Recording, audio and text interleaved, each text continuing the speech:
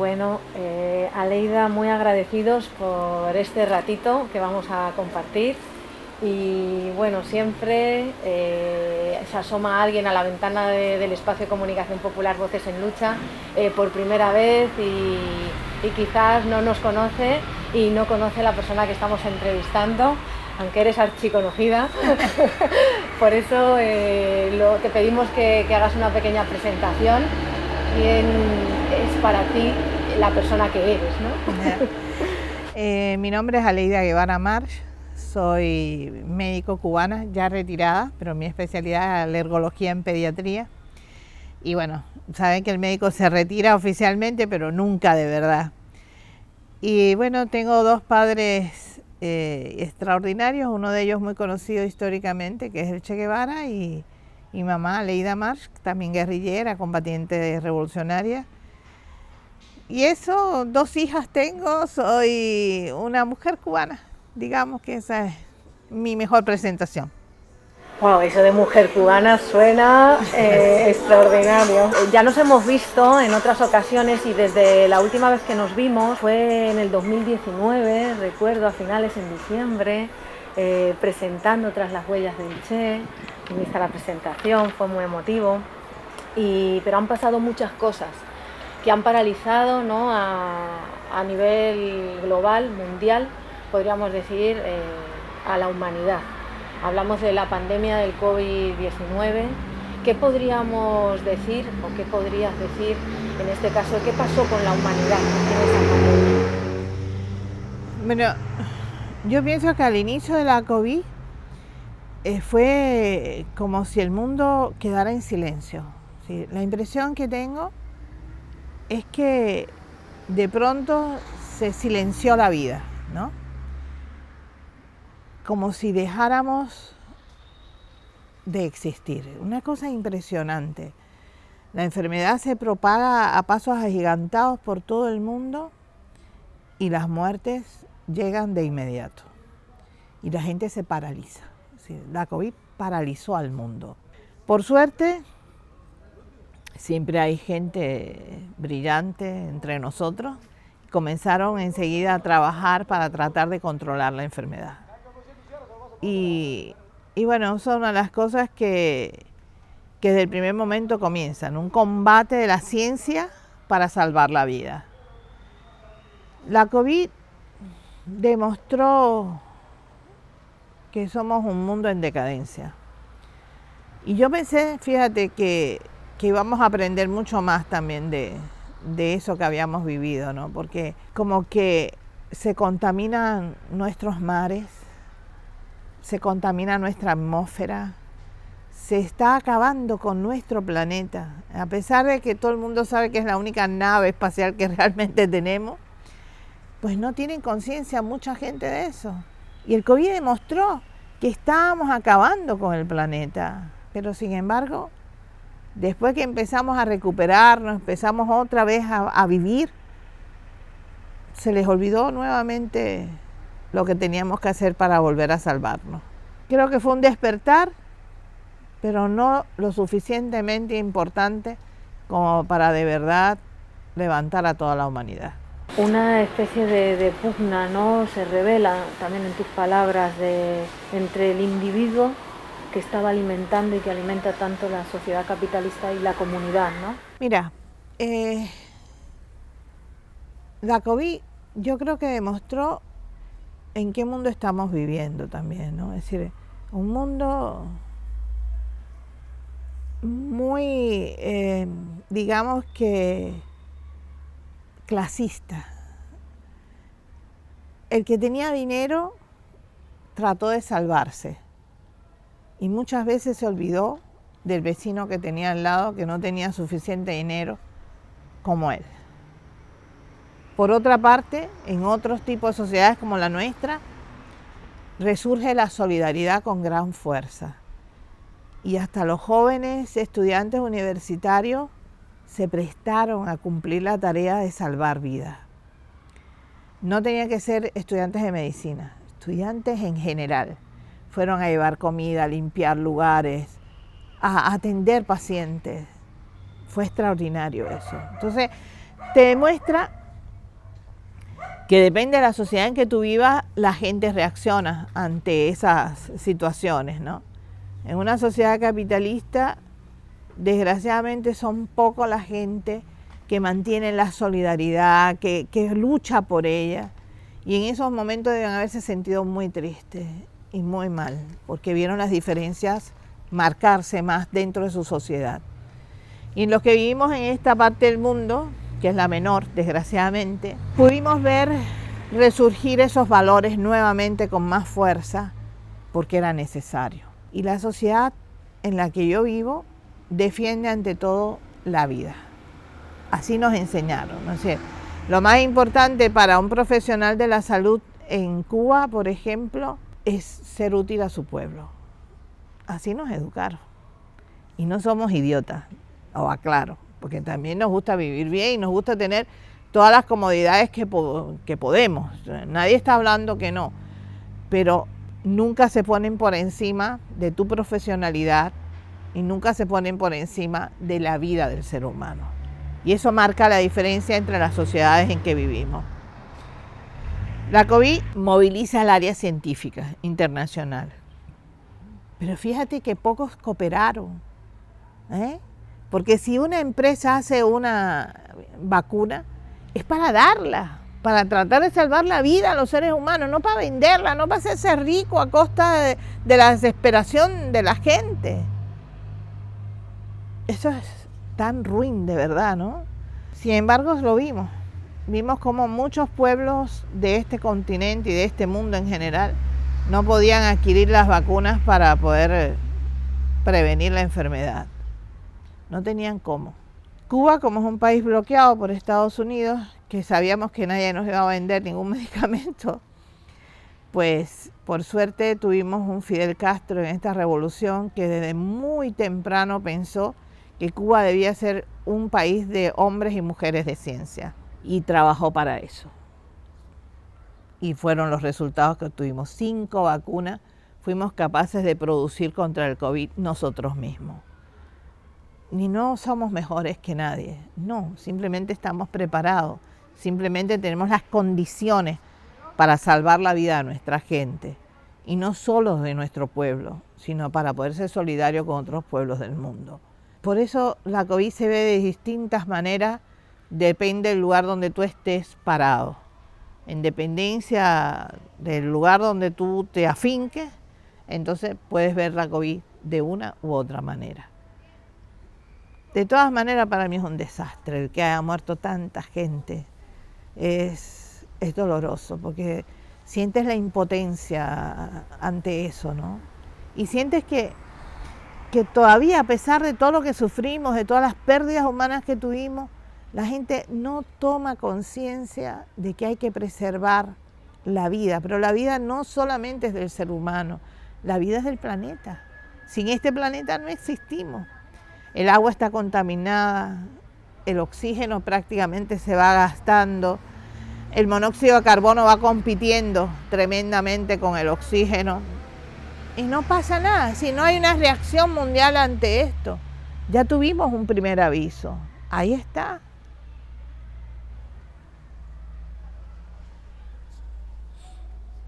Humanum erratum est, y parece que la experiencia nos debería abrir los ojos. Yo pienso que sí, sobre todo en el mundo en que tú vives, en ese mundo del llamado primer mundo capitalista. ¿Cómo es posible que un país del tercer mundo como nosotros, subdesarrollados y además bloqueados por Estados Unidos y Norteamérica, hayamos tenido que prestar ayuda solidaria a un país como Italia, por ejemplo? ¿Cómo es posible eso? ¿Por qué? Ustedes tienen profesionales, montones de profesionales tienen y bien preparados muchos de ellos. ¿Pero dónde están? No están en sus puestos de trabajo porque han cerrado los hospitales, han cerrado los centros médicos. Les interesa la privatización de la salud, no la salud del pueblo. Pero eso solamente ustedes pueden volverlo a conquistar porque lo tuvieron. Durante muchos años ustedes tuvieron salud pública, tuvieron educación pública, ustedes tuvieron desarrollo social importante. Desaparece el campo socialista europeo y todo va para atrás como el cangrejo, pero así a pasos agigantados. Pero uno se pregunta, ¿dónde están esas personas que lucharon por esas conquistas y las obtuvieron? Muchos han desaparecido por la edad, pero no dejaron a nadie preparado para seguir. ¿Cómo es eso? ¿Dónde está la resistencia popular? ¿Dónde está la conciencia popular? ¿Dónde está esa famosa democracia? Que es poder de pueblo, ¿o no? Viene la palabra demos, que significa poder de pueblo. ¿Dónde está? ¿Dónde está? Entonces, eso tendría que servir para muchos pueblos del mundo preguntarse qué estamos haciendo, qué vamos a hacer. Otra pandemia como esta posiblemente acabe con la especie humana. Y eso es lo que queremos. Bueno, es una decisión de cada pueblo, seguramente. Pero tiene que haber una conciencia. Tiene que llegar a la gente el mensaje de la necesidad de unirnos. Se demostró en la COVID. Cuando logramos unir gente, cuando logramos unir fuerza, vencíamos. Pero hace falta eso. Hace falta unidad, conciencia y saber qué queremos. Claro, en esta parte del mundo, con otros valores, donde la vida está por encima de la economía, en contrario de donde yo vengo, ¿no? Donde es la economía la que está por encima de la vida, tienen solidaridad y saben qué es eso de la solidaridad. Y saben qué es eso del internacionalismo también y de prestar la ayuda. Es posible alimentar y nutrir esos valores, contagiarnos a los países, ¿no? Que vivimos en un hervidero de capitalismo tan feroz. Yo pienso que es una necesidad. Es decir, la gente tiene que darse cuenta de lo que está pasando a su alrededor. Pongamos ejemplos sencillos. Cuando yo pregunto, ¿dónde es el mejor café del mundo? Ah, italiano, dicen. Pero si los italianos nunca han visto un cafeto, nunca han trabajado con un cafeto. Es verdad que le dan un buen tueste y una buena mezcla, eso es cierto, pero el café no es de ellos. El café es colombiano, el café es del Congo, el café es de otras partes del mundo, pero italiano no es. Entonces, chocolate, por ejemplo. ¿De dónde viene? ¿De dónde llegó? ¿Cómo se hace? ¿Quién lo cultiva? Tampoco es europeo el chocolate. Entonces tú dices, bueno, si los pueblos de ese llamado primer mundo tienen conciencia que la mayor parte de las cosas que consumen no son de ellos, sino de otros pueblos, y que si esos pueblos por primera vez dicen basta, se acabó, hay que comprar el chocolate y el café al precio justo, al precio de verdad necesario para nosotros como pueblo, ¿qué sería de ustedes? ¿Y el petróleo? ¿Qué sería de ustedes? Porque creo que los únicos que tienen petróleo son los del norte, porque el resto de Europa no tiene. Entonces, uno se pregunta, ¿hasta dónde llega la desinformación en que viven estos pueblos? Empezamos por ahí. Decía nuestro José Martí, el apóstol de la Revolución Cubana, que para que un pueblo sea realmente libre, tiene que ser un pueblo culto, para que nadie lo manipule, nadie lo utilice, nadie lo engañe. Y eso es una verdad como un témpano, una cosa impresionante. Si usted tiene conocimiento de lo que está pasando a su alrededor, usted reacciona, porque usted es un ser humano. Pero si usted no tiene conocimiento, entonces usted no puede reaccionar ante la vida. Sigue los movimientos como los de las vacas que van al matadero. Van porque tienen que ir, porque las llevan. Pero si fuera por ellas no irían seguramente, ¿no? Pero no tienen conciencia de lo que está pasando. Y eso es lo que ocurre con gran parte de la humanidad, sobre todo el llamado primer mundo. Están desinformados totalmente de lo que ocurre a su alrededor. Eso en primer lugar. Después tienen información manipulada muchísimas veces. Y después, como ignoran todas esas cosas, como no tienen una base, no reaccionan. Tú dices, pero es que es imposible que estas cosas pasen. ¿No? Porque son gente con cierto nivel cultural. Tienen universidades famosas, viejísimas. ¿Y dónde están la gente que piensa? ¿Dónde están los físicos? Porque por física elemental, fíjate, no estamos hablando de los grandes científicos, estamos hablando de física elemental. La teoría dice que la energía no se destruye, que la energía se transforma. Con todas esas bombas que usted está recibiendo en pleno continente, la guerra de Ucrania y Rusia, por ejemplo, en este momento, ¿a dónde va esa energía? ¿En qué se transforma? En cambios climáticos, movimientos telúricos, inundaciones que nunca habían existido. Ustedes tienen que tener conciencia de eso. Si más la gente sigue sin reaccionar, pero es más, la cuestión económica, desde la guerra de Rusia y Ucrania, ahora en pleno invierno, ¿con qué se están calentando? ¿Cuánto cuesta la calefacción? ¿Cuánto cuesta el petróleo? ¿Cuánto? Cuando tenían tubos que venían de petróleo y de gas. ¿Y ahora? ¿No van a reaccionar tampoco ante eso? ¿Qué les pasa? ¿Qué les pasa? Sería interesante saber qué hay aquí adentro de mucha gente que no reacciona ante estas cosas, porque los están golpeando. Ya no es una cosa de imaginación, no hay recetas. No podemos decir, mira, hagan esto, que van a resolver esto. No es así. Cada pueblo tiene su identidad, su idiosincrasia, su cultura. Cada pueblo tiene también sus necesidades. Yo hablo como una mujer del llamado tercer mundo. Tenemos un montón de necesidades. Y no vamos a esperar que se resuelvan desde allá arriba. Tenemos que resolverlas aquí abajo y nosotros mismos. No hay otra. Hasta ahora no tenemos otra manera de hacerlo. Por eso creo en la fuerza de los pueblos. Yo estuve, por ejemplo, en Italia, en un puerto donde los trabajadores del puerto se negaron a cargar un barco que iba lleno de armas para Ucrania. No salió el barco. Y ellos dijeron no. Y es no hasta las últimas consecuencias. Y lo lograron. Pero son ellos solos en un lugar. ¿Por qué no se une más gente? ¿Por qué no se conoce eso? ¿Por qué no se identifican? El problema es básicamente está en la desinformación y la falta de comunicación. Es muy importante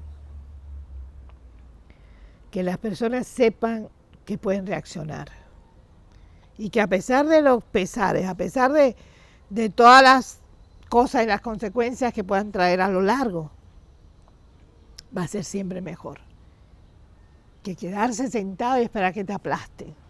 Yo conocí una mujer, bueno, lo que había dicho una mujer en Brasil, Movimiento Sin Tierra en Brasil. La señora Rosa no tenía un segundo grado de escolaridad posiblemente. No era socialista, ni comunista, ni cosa que se le parezca. Era una mujer de campo. Y prefirió morir defendiendo un pedazo de tierra para alimentar a sus hijos. Y entonces, ¿qué vamos a hacer nosotros? ¿Qué van a hacer ustedes? Si esa mujer demostró que puede defender la vida de sus hijos aún con su propia vida, ¿ustedes qué van a hacer? ¿Van a esperar que los movimientos telúricos, los terremotos, las inundaciones acaben con ustedes? Bueno, eso es ya un problema de cada pueblo y de cada generación. Tendrán que decidir ustedes lo que quieren hacer. Nosotros tenemos mucho que hacer, mucho que resolver y seguir adelante. Más de 60 años de bloqueo. ¿Cambiaron a mejor las condiciones de este bloqueo durante la pandemia? No, el bloqueo se hizo peor 10 veces, pero 10 veces peor. Y además nos incluyeron hasta una lista de países patrocinadores del terrorismo, que ya es el colmo de los colmos. Reconocen la fuerza que tenemos como salud pública. Nos pide ayuda para la pandemia y nos pide ayuda para la anterior, es decir, para el ébola. Un país del llamado tercer mundo. No fueron a pedir ayuda a Estados Unidos, ni a Francia, ni a Reino Unido. No, vinieron a Cuba a pedir ayuda y nosotros la dimos. Y la dimos porque tenemos condición humana para hacerlo, realmente. Pero, no sé, de alguna manera eso no significó suficiente para ellos, o al contrario, como demostramos que una sociedad diferente puede servir mejor a la humanidad, quizás por eso entonces comenzaron a tratar de aplastarnos nuevamente con más fuerza. El bloqueo se hace más severo, más duro. Nosotros con la COVID prácticamente consumimos todas las reservas del Estado. El turismo desapareció, no entraba divisas al país y al estar dentro de una lista de patrocinadores del terrorismo, ningún banco que se respete puede dar crédito a un país que está en esa lista. Es imposible, ¿no? Entonces, la cosa se puso bien fea, bien fea. Y todavía estamos en situaciones muy difíciles, muy precarias. La salud pública se ha resentido totalmente desde el punto de vista de materiales, de consumo. Se está operando solamente en los casos de urgencia. Y cuidado, a veces tenemos serios problemas. Estamos trabajando a pedacitos, como podamos. No hay petróleo prácticamente. El país se paraliza cada rato en ese sentido. Pero la gran mayoría del pueblo cubano tiene una confianza tremenda en su revolución y que a pesar de los pesares seguimos adelante. Yo creo que se escucha mucho más esa canción de Cuba va, Cuba va. Pero es verdad, Cuba va. Siempre habéis sido un país desde la revolución, desde el triunfo de la revolución, que trabajáis en la prevención, ¿no? Eso creo que es una fortaleza, ¿no? Esa medicina preventiva y también esa observación, ¿no? De prevenir que puede venir. La investigación científica, lo decías antes, cómo Fidel tuvo esa capacidad de ver, esa visión. Decía el presidente de Argelia, que ya falleció, Bouteflika, decía que Fidel iba al futuro, lo veía, después venía y nos los contaba. Y tienes razón, era así. Y era un hombre muy capaz, Fidel, realmente un hombre muy capaz, muy inteligente y amaba a su pueblo extraordinariamente. Y entonces hizo todo lo posible para que nosotros pudiéramos tener una vida mejor, mucho mejor. A él le agradecemos eternamente miles de cosas dentro del Estado cubano, dentro de la Revolución cubana. Miles de cosas, está la presencia de Fidel, siempre. Y en este caso no se equivocó. La prevención en salud pública es muy importante. Nos dimos cuenta que era más fácil prevenir que tener que curar. Por tanto, se trabaja en la prevención. Ahora mismo estamos trabajando con una población que va irremediablemente a ser una población vieja. Se supone que en el 2030 nosotros tengamos ya un 25% de nuestra población por encima de 60 años. Ya es una población mayor. Y esta población tiene consigo enfermedades crónicas, enfermedades más bien no transmisibles, ¿no? Y hay que trabajar también con eso, hay que trabajar en esa prevención y eso se tiene que empezar con la niñez, con la infancia. Cambiar métodos de vida, formas de alimentación, malos hábitos que tenemos, todas esas cosas hay que trabajarlas desde el primer momento, desde la infancia para poder tener una vejez plena y de verdad buena, ¿no? Así que mira, estamos trabajando en ese sentido desde ya para ver cómo vamos mejorando todo esto. No es fácil, las situaciones en que vivimos no es fácil porque no se puede tener una alimentación adecuada en condiciones precarias, pero bueno, se puede ir cambiando poco a poco cosas. Hay que consumir mucho más pescado, es una isla que no comía pescado durante mucho tiempo, ahora lo está haciendo. Hay que hacer mucho más ejercicio, somos un pueblo sedentario. Tenemos que hacer muchos cambios en nuestras vidas y eso, por supuesto, el mejor momento y el mejor lugar es la infancia. Si logramos esto, vamos caminando bien. Prevenir, como siempre. Que tiene también que ver con el socialismo. El capitalismo no trabaja en la prevención porque la enfermedad le da mucho lucro, ¿no? Lucra.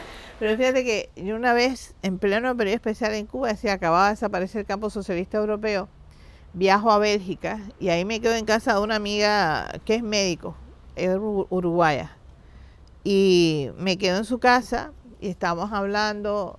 Y ella me dice, bueno, quédate un tiempo trabajando conmigo acá, tomas un poco de plata y después ya regresas a Cuba. Y le digo, mira, si yo trabajo contigo, en primer lugar tengo problemas con el idioma, seguro, pero bueno, salvando eso, yo estoy entrenada para que tratar de que los niños, por ejemplo, no regresen a consulta. Es decir, tratar de hacer todo lo posible para mejorar su vida y que vengan lo menos posible al hospital. ¿Eso a ti te conviene? No, me dice. ¿Ves que no podemos trabajar juntas? Le digo. No te es negocio. Y esa es la diferencia de pensar. Hay chistes y cuentos así que un muchacho que se hace médico está trabajando en la consulta del padre y de pronto dice, papá, vino un señor aquí que tenía un problema en el oído y cuando iba a ver era un bicho que tenía ahí, se lo saqué y dice, ¿y con qué crees que pagué la carrera de medicina tuya? Ese bicho. Cosas así desgraciadamente pasan, ¿no? Y eso es cosas de este mundo, ¿no? Que tenemos que enfrentar también. Pero por eso es tan importante el que la gente tome conciencia de su poder como pueblo. Veo mucho que insistes, ¿no? Y que tienes absoluta confianza en el poder, en los poderes creadores del pueblo, ¿no? En la interna. Sin embargo, a Cuba, o sea, parte del bloqueo, ¿no? Esa arremetida tan potente, en los últimos tiempos le han pasado cosas así, además continuadas, que han venido a complicar mucho las cosas, ¿no? La quema del hotel, ¿no? La explosión del hotel, sí, la caída del avión. No, ha sido una cosa tras de la otra. El tornado, que hace 60 años, más de 60 años que había un tornado. El tornado ha sido una cosa tremenda, una cosa tras de la otra. Con todo eso, ¿no? Que ha pasado, esos cúmulo de casualidades también que han golpeado muy fuerte, además después de un momento muy duro donde 243 medidas más de bloqueo contra Cuba. ¿Cuáles son los retos que tiene este pueblo? Porque la cosa no pinta nada fácil. Y no parece que desde fuera se vaya a solidarizar los organismos internacionales con este pueblo. Tenemos mucha solidaridad de pueblo, a nivel de pueblo, eso sí. Y tenemos algunos estados, por ejemplo, como el de México, el de Venezuela, que han sido muy solidarios con Cuba, y también el ruso. Tenemos que ser en eso honestos, ¿no? Y el chino también. Chino, Rusia, Vietnam también han sido muy solidarios con Cuba, mandando alimentos, mandando petróleo. De verdad, han sido amigos indiscutibles. Y eso ha salvado un poco la situación. Pero innegablemente hay que producir. ¿Sí? El 77% de la población cubana vive en las ciudades. El campo necesita mucha más trabajo, mucha más gente. Necesitamos industrializar esa agricultura, darle a nuestros campesinos un confort de vida mayor para que puedan vivir mejor y poder explotar mejor nuestras tierras. Tenemos un serio problema económico internamente porque se decidió cambiar, es decir, volver a la moneda nacional pura cuando teníamos el famoso CUC, que era la moneda libremente convertible que usábamos, y no dio pie con bola a los economistas en ese sentido, porque en vez de 2 monedas ahora tenemos 4, si está el peso cubano, el MLC, que es la moneda dura, el dólar y el euro circulando. Pero además de eso, como se hicieron centros o empresas privadas, pequeñas empresas privadas, estas empresas entonces tienen el privilegio que no tiene el Estado. A ellos no le presiona tanto el bloqueo y por tanto pueden importar un montón de cosas. Inicialmente todas estas empresas se hicieron con el objetivo de producir, pero muchas de ellas lo que se han convertido en importadoras. Pero claro, importan con un precio del dólar en el mercado negro. Por tanto, el trabajador normal del Estado no puede adquirir esas cosas. Mi salario es de 4.000 y pico de pesos. Y un queso te cuesta 7.000. Un cartón de huevo llegó a costar 3.000, ahora está bajando, está en 2.000 y pico. Pero dime, o como huevo o hago otra cosa, pero todo no puedo, no es posible. Y a pesar de que la canasta básica sigue siendo subsidiada por el Estado, no alcanza para llegar a final de mes. O sea, en este momento la situación económica en Cuba es muy difícil, muy difícil, porque el salario que percibimos los trabajadores del Estado no da para vivir. Y eso es un serio problema en una sociedad socialista. Hay que resolver eso. No sé si aumentando el salario, creo que no, que lo correcto sería controlar los precios. Alguna gente dice, bueno, pero si se controlan los precios, las MIPYMES estas dejarían de importar. Bueno, pero que dejen de importar. Si nosotros en periodo especial vivimos sin esas importaciones y vivimos mejor en ese sentido, porque todos teníamos carencia, todos teníamos necesidad, pero era parejo, era parejo. Entonces, en ese sentido yo pienso que hay que cambiar estrategia. Partido y el Estado cubano tendrá que tener decisiones en eso. Nuestros diputados, que son representantes del pueblo, tienen que aclamar con la voz del pueblo, que fueron elegidos, lo que está pasando y buscar soluciones. Por eso le dimos el voto de elección, para que ellos puedan discutir en la Asamblea Nacional y buscar proyectos diferentes. Pero hay que buscar soluciones. Esto no se puede quedar así, de ninguna manera. Hay que buscar soluciones y bueno, te digo, tendrán que ser la gente que sepa. Yo soy médico, de verdad, tengo una base de economía y qué sé yo, pero no te podría decir cómo solucionarlo. Ahora sé que hay que solucionarlo y que además es un deber del Estado y del pueblo cubano resolverlo. Pues no es solamente de 3 o 4 hombres o mujeres, no, es una cuestión de pueblo también. Nosotros tenemos que de alguna manera unir criterios y profundizar en ese poder de pueblo que realmente tenemos y tomar decisiones. Eso nos queda a nosotros también, como pueblo. Bueno, ya sabes que estamos aquí porque estamos intentando concluir una serie documental que se llama Caminando Dignidades entre el COVID-19 y otras pandemias. Esta va a ser la pregunta que lanzaremos a todos y a todas. ¿Cuáles son las otras pandemias que acechan a la humanidad? Bueno, ya hemos hablado de algunas. La primera, la desinformación. Son una pandemia absoluta que hay. Es muy triste lo que está pasando, por ejemplo, en Gaza y que nosotros no hagamos algo al respecto, ¿no? En ese sentido es tremendamente duro. Decía mi papá que la solidaridad no puede ser la que recibían los gladiadores romanos. O sea, así o así, no. La solidaridad es compartir la suerte de ese gladiador. Y nosotros en este momento estamos como paralizados. Seguimos viendo el desastre que hay en Gaza, la muerte de niños inocentes y no podemos frenar esa guerra. Es una impotencia extraordinaria.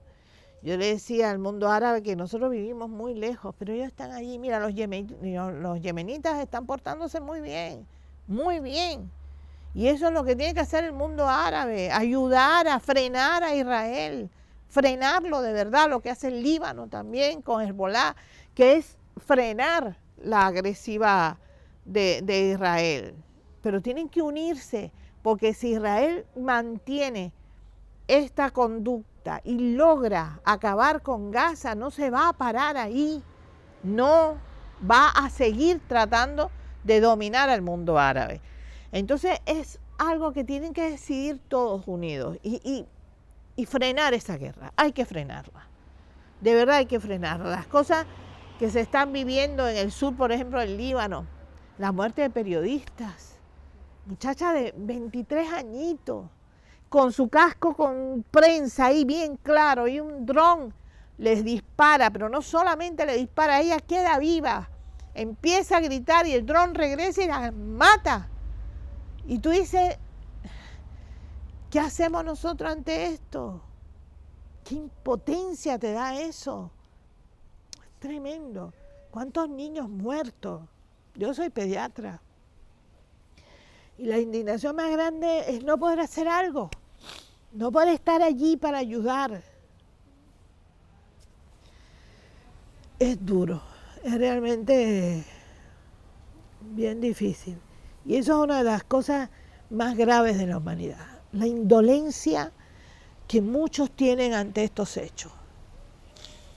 Bien decía ese economista yanqui, que no sé ni el nombre, pero me pareció fantástico lo que dijo. Cuando una humanidad pierde la ética para vivir, pierde el derecho a existir. Y nosotros estamos perdiendo ese derecho, porque no tenemos ética. No defendemos la ética de la vida, el derecho del ser humano a vivir con dignidad. Y si nosotros no defendemos eso, ¿por qué vivimos? Nuestro planeta está enfermo de gravedad. El nivel de agua debe subir en los próximos años casi 40 centímetros. Se están derritiendo los polos por el exceso de gases en la atmósfera. Todo el mundo sabe eso. Muy poca gente reacciona. Muy poca gente reacciona. La guerra en Ucrania. Estamos hablando de un continente europeo que ha sufrido 2 guerras mundiales. No estamos hablando de bobería. Estamos hablando de muerte. Y sin embargo, los estados europeos apoyan esa guerra. Pero los soldados que van, las armas que se mandan, el dinero que se emplea, ¿de dónde viene? ¿No? Si los pueblos europeos deciden que no hay más apoyo, que no hay más guerra, no hay más guerra. No hay. Pero tienen que tener la fuerza suficiente para unirse y para decir no. Estamos en un momento muy delicado, de verdad, con las guerras, con la indolencia, con la desinformación. ¿Hacia dónde vamos? ¿Otra pandemia como la que ya sufrimos? Podría ser el fin de la humanidad realmente. Fidel lo dijo hace mucho tiempo. Esta es una especie que está extinguiéndose. Y nosotros no tomamos conciencia de eso. Y yo no quiero alarmar a nadie. Simplemente que tomen conciencia de que estamos acabando con nuestro planeta, estamos acabando con nuestra vida, estamos acabando con nuestra especie. Solamente uniéndonos y siendo solidarios entre todos nosotros podemos vencer. Es la única manera, no hay otra. En la búsqueda de esa vida digna de la que has hablado. Sí, en la búsqueda de la vida. Si quieres no le pongas ni la palabra digna. Solamente eso, vida. Respetar al ser humano por encima de todo y proteger el lugar donde vivimos. Sin eso no existimos. ¿Qué puede tener que ver el COVID-19, la pandemia, con esta agresión a la naturaleza? Antes de la COVID teníamos ya el ébola. Y la gente no sabe ni siquiera por dónde surgió el ébola, ¿no? Porque surge en África. Y por tanto, si es África, ahí puede haber 49 millones de personas con SIDA y a nadie le importa. No pasa nada. Que se mueran, no hay problema. Es la actitud que han cultivado en las generaciones, sobre todo en las generaciones europeas. Superiores, raza superior, sin darse cuenta que todos tenemos genes negros. Por ejemplo, España estuvo 8 siglos bajo el dominio árabe. El que más o el que menos tiene que tener genes negros. No se dan cuenta que ahí es la cuna de la humanidad. Ahí surgen las primeras civilizaciones. Pero además de eso, África es un continente al cual el mundo le debe mucho. Porque no solamente fueron expoliados sus recursos naturales, sino sus seres humanos. Hoy nosotros somos cubanos porque los españoles trajeron negros africanos y se mezclaron los españoles, con los africanos y con un poco de asiático que también llegaba.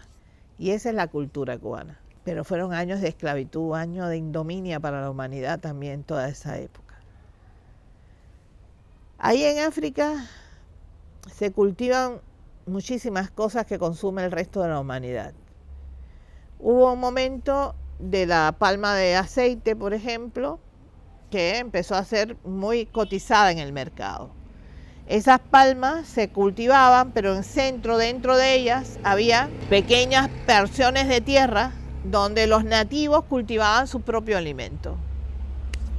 Vino el plantador europeo, el ricachón, y dijo, espérate que quiero más palmas de aceite, por tanto los cultivos estos se van y voy a sembrar más palmas. Rompió el equilibrio ecológico que existía en esa zona y los monos que se alimentaban sobre todo de esos frutos empezaron entonces a no saber qué hacer y a dónde posarse. Y empieza una contaminación extraordinaria porque los monos entonces se ponen más agresivos, los humanos lo matan, también se lo comen y ahí empieza el ébola. El ébola lo originamos nosotros, es decir, al quitar ese equilibrio que tenía en esa zona, se rompe toda la conducta de los animales que están alrededor y ahí comienza a transmitirse una enfermedad que existía, que estaba allí, pero controlada en los monos, pasa al ser humano. El ser humano entonces empieza a enfermar, esta se convierte en una epidemia también porque aparecen casos en Estados Unidos y en Reino Unido. Ahí se moviliza la humanidad. Mientras estaban muriendo hombres y mujeres en África no pasaba nada. Una vez que esto pasa al resto del mundo, ahí ya se empieza a movilizar. La OMS viene a Cuba, pide ayuda y nosotros tenemos 3 brigadas de médicos que van y acuden a África a tratar de controlar los focos de enfermedad y lo logramos. A pesar de todas las cosas, lo logramos. En primer lugar, los médicos nuestros se les había prohibido contacto con es decir, tomar venas. Solo se le daba medicamento y vía oral. Pero los médicos cubanos se dieron cuenta que sí se nos morían los pacientes. Había que tomar venas, arriesgando su vida, pero había que tomar venas. Y lo empezaron a hacer y empezamos a salvar personas. Y bueno, logramos controlar la enfermedad. Ya eso es una indicación inicial de que algo está pasando cuando rompemos el equilibrio normal de nuestras tierras. No pasa nada con eso, seguimos en las mismas y llega la COVID. Supuestamente entra por China la COVID.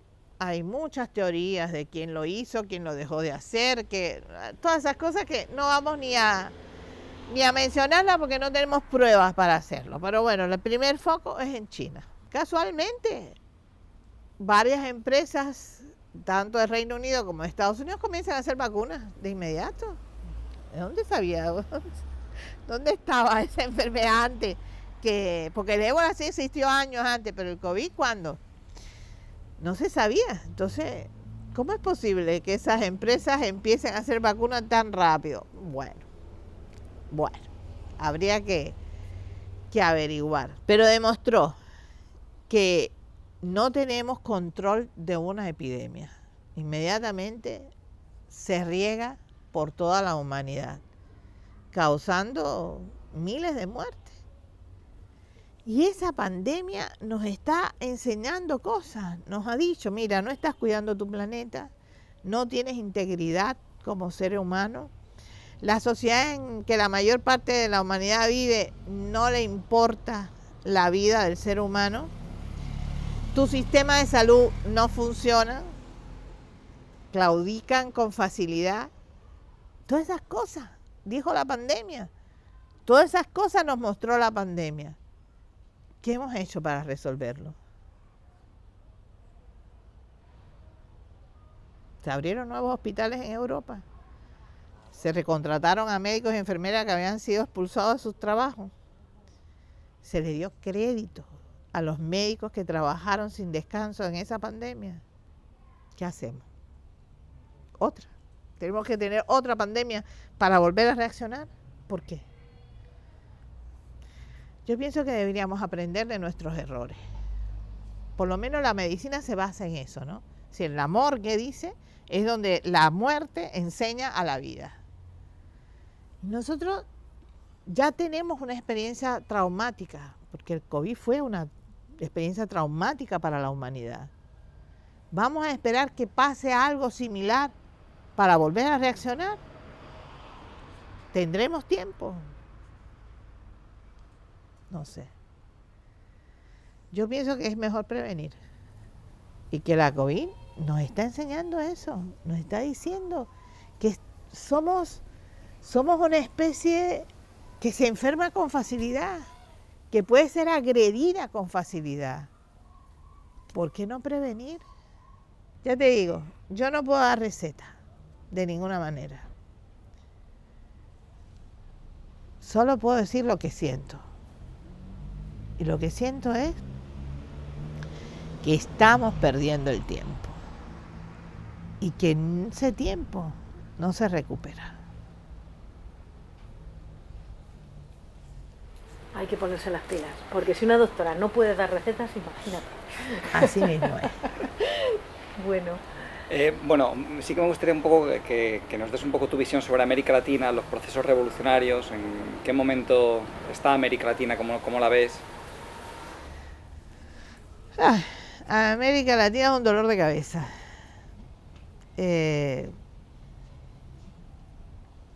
Empezamos por el sur. Argentina tiene un retroceso brutal con este nuevo presidente. Pero cuando tú ves eso te das cuenta que durante años se ha ignorado la historia del país. Yo fui unos días antes de las elecciones a Argentina y me acuerdo que hablaba con los muchachos. Yo no siento ningún nombre de los compañeros desaparecidos. No hay nombre de ellos en las calles, en los lugares. No se les recuerda. Desaparecieron. Entonces, ¿cómo las nuevas generaciones pueden saber lo que pasó? Si tú no eres capaz de mostrárselo, enseñárselo, decírselo. Es muy difícil, muy difícil. Y luego, bueno, vienen jóvenes que no tienen idea de los 30.000 desaparecidos que hubo en ese país y simplemente dicen, bueno, vamos a buscar opciones diferentes. Estamos cansados de los políticos tradicionales que nos dicen, nos prometen y después no hacen nada. Y entonces vamos a votar por este loco a ver qué pasa. Pero de verdad, mira, si no fuera tan difícil la situación que les viene encima, sería de verdad de risa. Porque este tipo, dice en la televisión, lo ha dicho así, Ministerio de Educación, adoctrinamiento, para afuera. Tú dices, pero ¿qué es esto?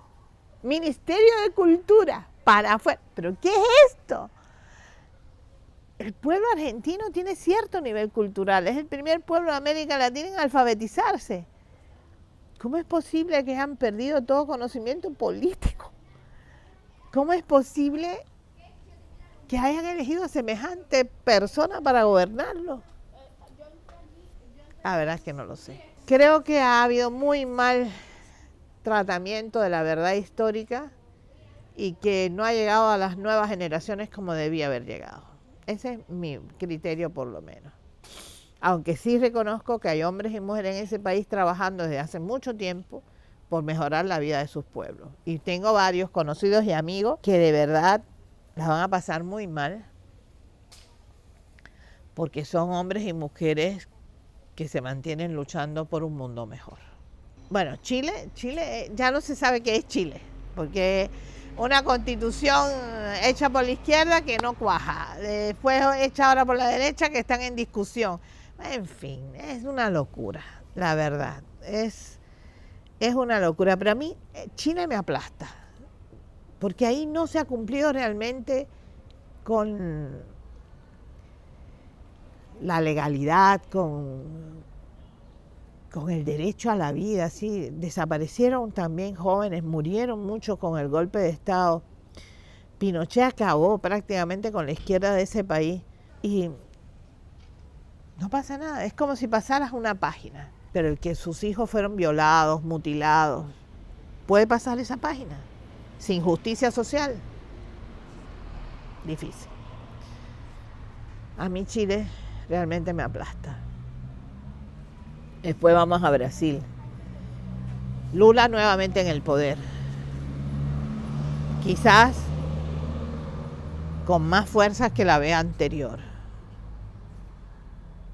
Pero si no hay cambio de las viejas leyes de un gobierno, no se pueden hacer cambios profundos, porque la Constitución está hecha por la burguesía nacional, está hecha para que ellos gobiernen eternamente, no son tontos, no, han gobernado tanto tiempo porque tienen cierta inteligencia en ese sentido de manipular a la gente.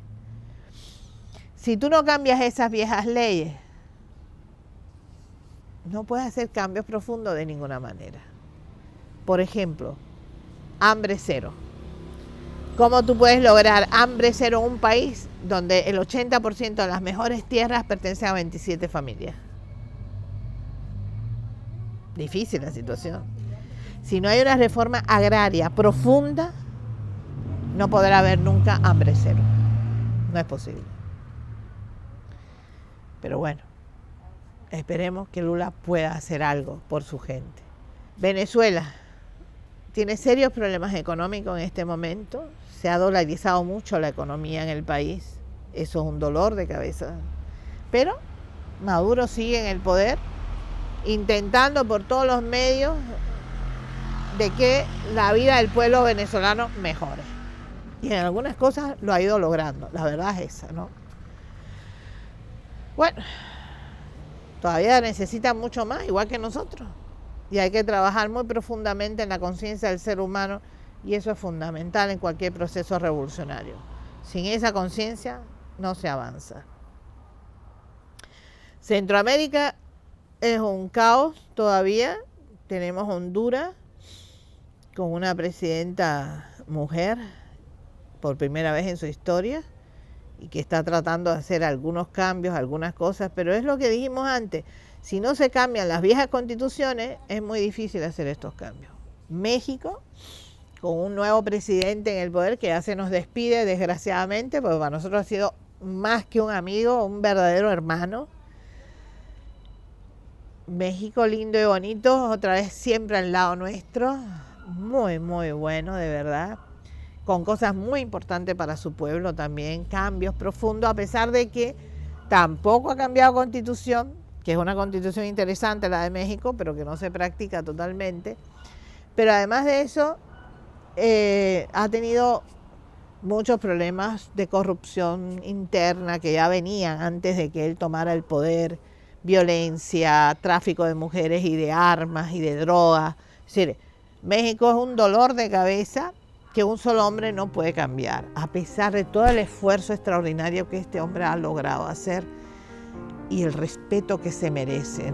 Tenemos que quitar el sombrero ante su valor como ser humano, de verdad. Yo creo que es algo digno de señalar. Y bueno, estamos Cuba, como siempre ahí, resistiendo, con muchos problemas internos, como ya te comenté. Pero bueno, seguimos en el combate, seguimos en la lucha, porque como dijo un gran cantautor cubano, es preferible hundirse en el mar que antes traicionar la gloria que se ha vivido.